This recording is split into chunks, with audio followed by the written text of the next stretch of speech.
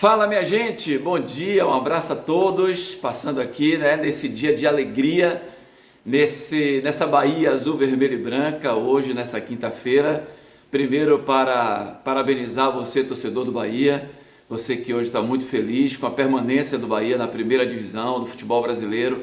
Que desastre seria hoje se o Bahia ontem tivesse caído para a segunda divisão, hein? Que atraso de vida, depois que o Bahia virou uma SAF, dentro de um grupo, que teoricamente a gente pode dizer assim, talvez seja o grupo com mais expertise no futebol no mundo hoje, que administra o Manchester City, campeão, mundial, aí, o time mais rico talvez hoje na história, o time mais badalado na história. O Bahia faz parte disso.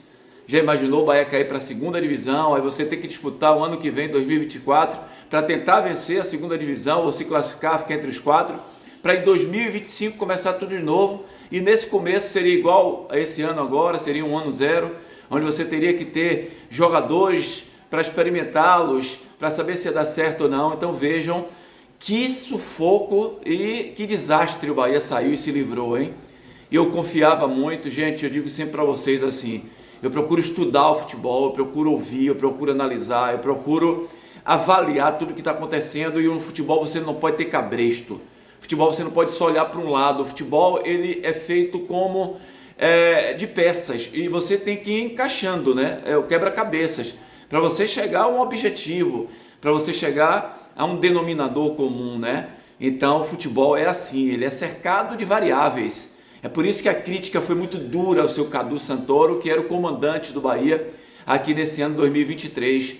Se ele pode falar, se ele não pode falar, é problema dele. Alguém tem que ser responsabilizado, e normalmente quem é o responsável é aquele que gere, é aquele que toma conta, é aquele que comanda. E ele não fala, não dá entrevista, fica o torcedor do Bahia, essa multidão, esse torcedor apaixonado tricolor, que ontem, mais uma vez, em número reduzido, deu um show no estádio da Fonte Nova, apoiando o Bahia o tempo inteiro. Então, se o Cadu Santoro não dá uma satisfação, não vem, além dos outros erros que foram cometidos, aqueles que nós vimos, a nível de contratações, eu sempre disse e apostei aqui com vocês que o elenco do Bahia era um elenco bom. Em alguns jogos o elenco do Bahia, quando esteve tranquilo, quando esteve em um momento bom, mostrou dentro de campo que é um elenco bom, tem bons jogadores, mas tudo isso não se faz só na hora do jogo, naquilo que a gente vê. Tem as coisas que a gente não consegue enxergar, Você administrar um time, e a crítica ao Cadu Santoro, a parte de organização, de administração, porque um cara que vem de scout, scout é, por exemplo, isso que o Manchester City faz, a cidade de Manchester, que assiste todos os jogos do aglomerado e passa os scouts, teve tantas chances de gol, falhou no lado esquerdo, falhou do lado direito, não está chegando na área do adversário e tal. Ele era desse setor. Aí o cara vai comandar, vai dirigir o dia a dia de uma equipe de futebol, é muito diferente. Mas deixando isso de lado, minha gente, valeu ontem. Eu confiava que o Bahia poderia ganhar do Atlético. É claro que a gente vai achar que o Bahia vai dar uma goleada, Vai dar 4-1 no Atlético Mineiro. Um time que foi o melhor time a nível de pontuação do segundo turno.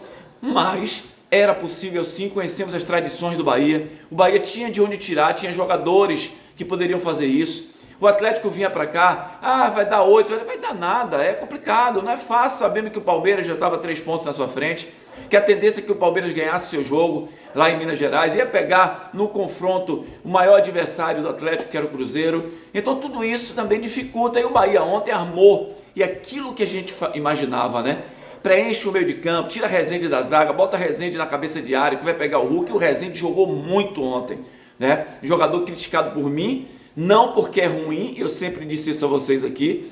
O Rezende, ele é um tomador de bola, é o melhor tomador de bola que o Bahia tem, toma mais bola inclusive do que o Acevedo, mas o problema do Rezende é quando ele sai. Repare ontem, mais uma vez, jogou muita bola, ele toma muita bola do adversário, mas na hora que ele vai sair para dar a dinâmica ao jogo, ele erra o passe, ele entrega o passe ao adversário. Mas jogou muita bola ontem, não deixou o Hulk andar, marcou muito ali no meio de campo, conseguiu sair um pouco para o jogo. Então esse foi o retrato do Bahia ontem, na marcação forte, povoou o meio de campo, e aí nos contra-ataques, vejam quantas situações de gol o Bahia criou mais uma vez ontem, fazendo 4 gols, diferente do jogo contra o América, que no jogo contra o América o time do Bahia teve tantas chances e não conseguiu arrematar, não conseguiu fazer o gol. Houve a falha na hora que toma o gol, porque nas costas, né, a bola foi metida nas costas do David Duarte. O Juba não conseguiu chegar à frente, o Paulinho na cara do gol terminou fazendo o gol, mas poucas falhas, uma das poucas dentro do jogo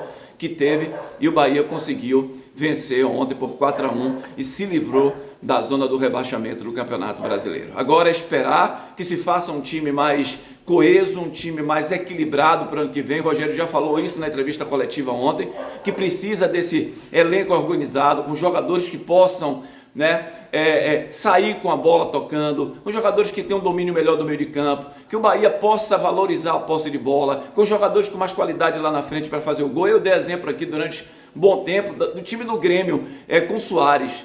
Soares era a base do time do Grêmio.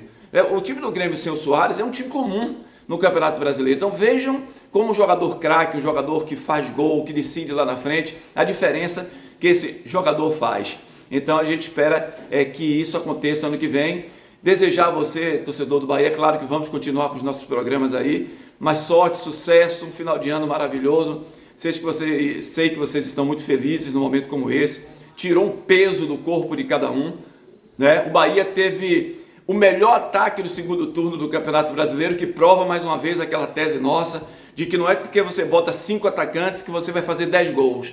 De repente você entra com um atacante, como o Bahia entrou nos últimos jogos, e o Bahia foi o melhor ataque do segundo turno do campeonato. Outra coisa, que o Bahia demorou muito com o seu Renato Paiva, quando criticávamos aqui o Renato Paiva, que a gente não via evolução tática, o Bahia não tinha posse de bola, o Bahia não jogava futebol, o Bahia não era um time vertical. Olha com a chegada do Rogério, quantas vitórias o Rogério tem, né, nesse segundo turno. Vejam como o Bahia mudou a nível de segundo turno, apesar do final do campeonato ter dado uma queda de rendimento, né, mas isso tudo tem um emocional envolvido, tem um psicológico envolvido, mas deu tudo certo. No final, foi o último classificado, né, foi o 16º, mas a campanha do segundo turno e o trabalho que o Rogério fez dá esperança para o ano que vem, tá bom? Grande abraço a todos, vamos seguindo com nossos vídeos, com nossos programas, mas desejando a você aí sorte, parabéns, torcedor do Bahia, curta seu dia, você está livre de segunda divisão do Campeonato Brasileiro. Grande abraço e que Deus abençoe a todos.